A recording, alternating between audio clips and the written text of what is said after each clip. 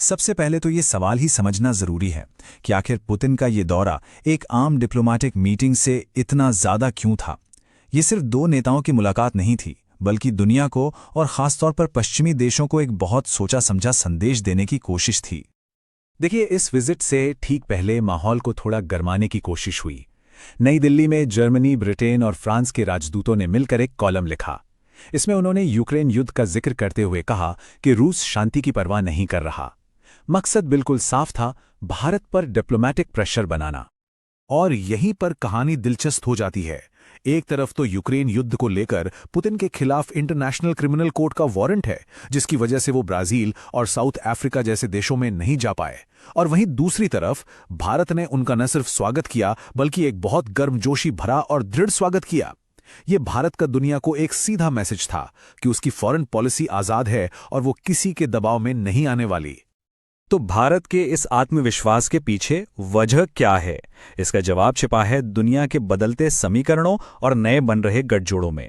आइए समझते हैं कि ये बदलाव आखिर हो क्यों रहा है और कैसे हो रहा है। ये जो आप तुलना देख रहे हैं ना, ये पूरी कहानी बयां कर देती है। एक तरफ है अमेरिका, जिसे डोनाल्ड ट्रंप के समय में एक अनप्रेडिक्टेबल पार्टनर के तौर पर देखा गया। उन्होंने भारतीय एक्सपोर्ट्स पर 50% तक का टैरिफ लगा दिया था। और वहीं दूसरी तरफ है रूस, जिसने यूक्रेन युद्ध के सबसे मुश्किल दौर में भारत को सस्ता तेल देकर उसकी इकोनॉमी को संभालने में बहुत बड़ी मदद की। यही वजह है कि आज रूस एक ज्यादा भरोसेमंद साथी के तौर पर देखा जा रहा है। और देखिए, ये भरोसा कोई रातों रात नहीं बना है। भारत और रूस का रिश्ता 78 साल पुराना है।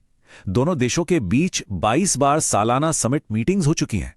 ये दिखाता है कि आज जो कुछ भी हो रहा है वो एक बहुत लंबी और गहरी दोस्ती की बुनियाद पर खड़ा है। तो चलिए अब आगे बढ़ते हैं और देखते हैं कि ये पार्टनरशिप अपने पुराने दायरों, यानी कि सिर्फ डिफेंस और न्यूक्लियर एनर्जी से आगे बढ़कर अब किन नए रास्तों पर चल पड़ी है। अब तक भारत और रूस का रिश्ता 3 मेन पिलर्स पर टिका था। एक तो मिलिट्री हथियारों का बहुत बड़ा व्यापार, दूसरा न्यूक्लियर एनर्जी में सहयोग, जिसका सबसे बड़ा उदाहरण तमिलनाडु का कुडनकुलम प्लांट है, और तीसरा स्पेस प्रोग्राम्स में पार्टनरशिप। ये आज भी बहुत मजबूत हैं, लेकिन अब कहानी इनसे बहुत आगे जा रही है। जरा इन आंकड़ों पर नजर डालिए। भारत अमेरिका को लगभग 100 अरब डॉलर का सामान एक्सपोर्ट करता है, जबकि रूस को सिर्फ 4.26 अरब डॉलर का। ये जो इतना बड़ा गैप है ना, ये दिखाता है कि ट्रेड में कितनी ज्यादा संभावनाएं अभी बाकी हैं, और यही अब इस रिश्ते का नया फोकस बन रहा है। और इसी नई सोच की दिशा में एक बहुत बड़ा कदम है भारत रूस मोबिलिटी अग्रीमेंट। ये एक लैंडमार्क समझौता है, जिसका सीधा सा मकसद है इंडियन प्रोफेशनल्स और वर्कर्स के लिए रूस में काम करना आसान और ज्यादा सुरक्षित बनाना। ये समझौता दोनों ही देशों के लिए एक विन विन सिचुएशन है। कैसे? पहली बात, हमारे कामगारों को खाड़ी देशों के अलावा एक नया ऑप्शन मिलता है। दूसरी तरफ युद्ध की वजह से रूस को स्किल्ड वर्कर्स की बहुत जरूरत है। और तीसरी और अहम बात, ये रूस को भी मदद करता है कि वो वर्कर्स के लिए किसी एक देश पर डिपेंडेंट ना रहे। रूस की इस जरूरत को समझने के लिए बस ये एक नंबर ही काफी है, 3 लाख।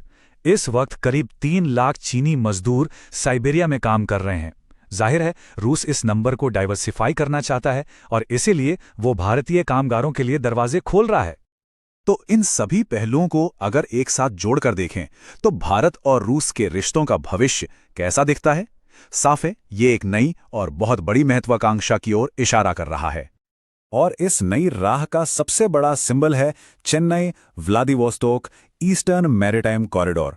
ये एक बहुत ही एम्बिशियस प्रोजेक्ट है। सोचिए, एक ऐसा समुद्री रास्ता जो अभी के लंबे यूरोप वाले रूट को बाईपास करके दोनों शहरों के बीच सीधे शिपिंग शुरू कर दे। अगर यह हकीकत में बदल गया तो यात्रा का समय लगभग आधा हो जाएगा। यह सिर्फ भारत रूस के लिए नहीं, बल्कि पूरे रीजन में एक इकोनॉमिक रेवोल्यूशन ला सकता है। तो अंत में ये बड़ा सवाल उठता है, क्या हम एक ऐसी दुनिया की तरफ बढ़ रहे हैं जहां सिर्फ अमेरिका और चीन का दबदबा ना हो, बल्कि भारत और रूस मिलकर एक नया शक्तिशाली ध्रुव, यानी एक नया पावर पोल बना रहे हैं? इसका जवाब तो खैर भविष्य में ही मिलेगा, लेकिन इस एक यात्रा ने इस संभावना को बहुत मजबूती से दुनिया के सामने रख दिया है।